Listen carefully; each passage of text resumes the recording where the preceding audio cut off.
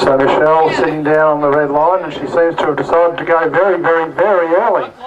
And off he goes. She's turning it into a time trial.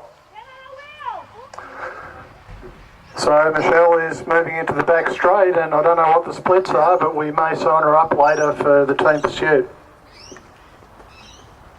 That was amusing. So as we get the bell, there doesn't seem to be any change in the split.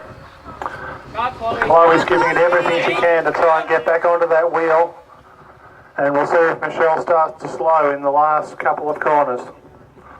So Michelle coming into corner 3, she seems to be holding a solid gap. And continues to hold that gap into corner 4, and I think she'll come through and finish it off.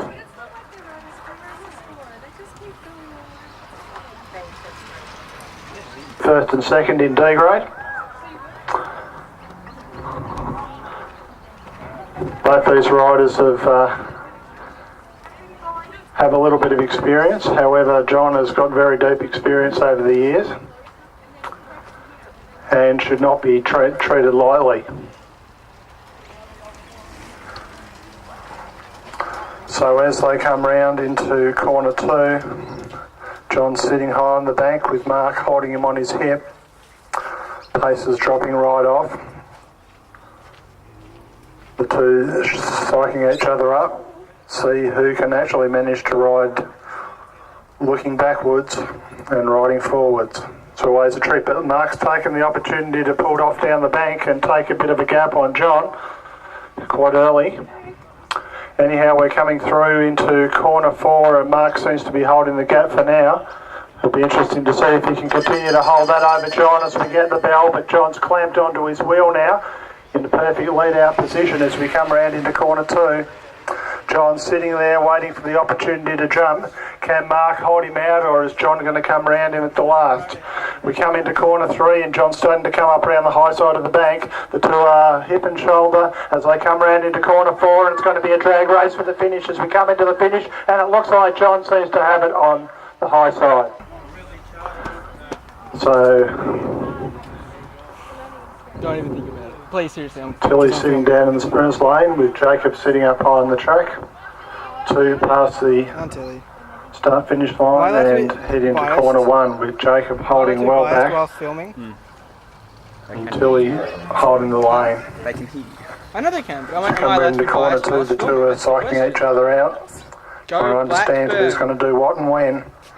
Jacob taking a little bit of height on the track. Exactly. Tilly just trying to control things, not letting him get in a position where she can't see him. You would. I wouldn't. Coming to a very slow pace into corner 2, but Tilly's taken the opportunity and off she goes into the back straight, winding it up now. Tilly giving it everything she has coming into corner 3. Jacob clamping onto a wheel now, and it looks like it's going to turn into a bit of a lead out at this stage. We'll see if Tilly's got what it takes to hold off Jacob as the bell goes as they come through into corner 1 on the second lap. Coming into corner 2 and Jacob's just sitting there on Tilly's wheel and Tilly's still holding out. Jacob gates the jump, comes round Tilly. Can Tilly hold him out, or is this going to be it?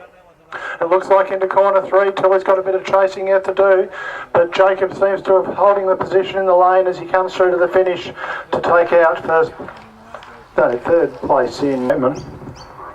Carl, with the depth of experience that exceeds us all.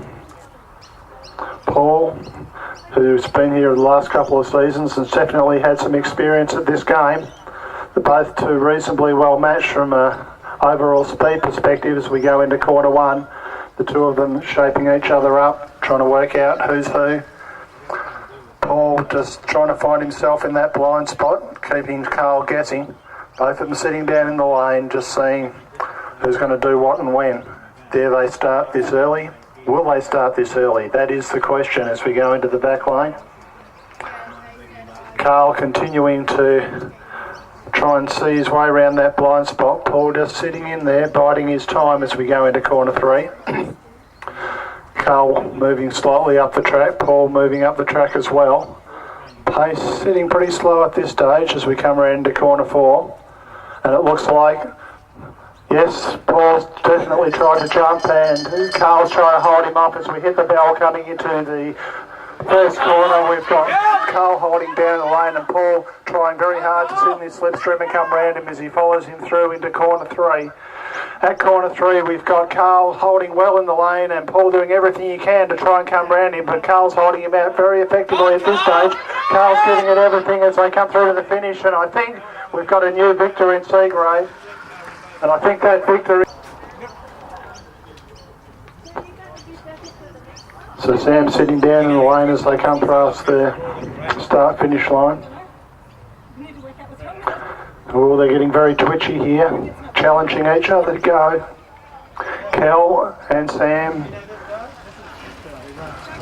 trying to play on each other's nerves, trying to see who'll commit to that jump first, who can stretch that elastic band out the longest, and the pace goes up and it looks like Sam. But no, Kel has taken the opportunity and he's in the back straight and coming into corner 3. He's really turned on the gas and he's heading round to corner 4. Sam giving it everything, trying to get onto his wheel, but it looks like there's a pretty big gap there coming into the bell. Kel holding out into corner 1, coming into corner 2. Sam giving it everything he can to try and get onto his wheels. We come round into the straight, into the back straight. Coming into corner 3, I don't know if Sam can close it down or if Kel's still got anything. The gap is closing and I think now we're looking at a closer finish than I'm previously expecting, and it looks like, oh no, Kel's going to hold it out for the win. So these two seasoned veterans were expecting big things here. This will not be an easy beat power race. This will be highly strategic. You can see the two of them already running through the lexicon of moves and seeing which one will try what. The game of chess continues as we lead out into the second corner. David holding just above the blue line. Dino retaining some height, looking for that opportunity to go, but not wanting to engage too early. The two continue to eyeball each other. Medium pace coming into corner 3. Dino's still retaining that height on the track. David not letting him get away with it for too long though and pushing him back up towards the fence as we come round into corner 4. The two are like sprung steel, waiting for that trap to snap and to see who's going to go. We hear the bell. The two continue to look at each other, but they can't. No one's committed at this stage coming into corner 1 on the second lap. The two continuing to match pace. Dino up out of the saddle, and David holding his position as he comes down into the sprinters lane, into the back straight and giving it everything he's got coming into corner 3. Dino coming back hard, running into that slipstream. Can he close that down before the end? Let's see. As we come through to the end, and it looks like David Hard, he's held out Dino to the win.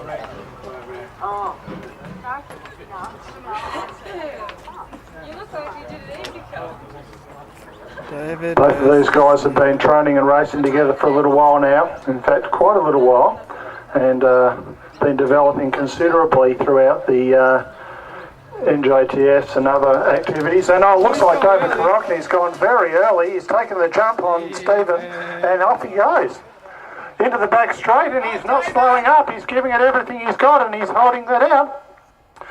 Stephen O'Rourke looking very nervous and he's giving it everything he's got to try and close that down as we come into the bell into the front straight. David going. Can Stephen actually close that gap down? It's getting closer and closer as we come into the back straight. Anything could happen at this stage. We've cut into the slipstream and Stephen O'Rourke's coming round the outside into corner 3. Can he get round? Coming into corner 4. Will the two come together? No, it looks like David's... Wow, David's done it. Connor is our lead-out man, so we're all in the right place as it stands now. These are both very strong individuals. We've seen magnificent flying 200 times from them today. We've seen some good racing from both of them. Both very, very powerful guys indeed. The two matching paces, they come round into corner 2 in the first lap. Still eyeballing each other, trying to see who can go, who should, who shouldn't. Both of them with good aerobic endurance they've shown today. So basically some of these should come down to a fully blown sprint.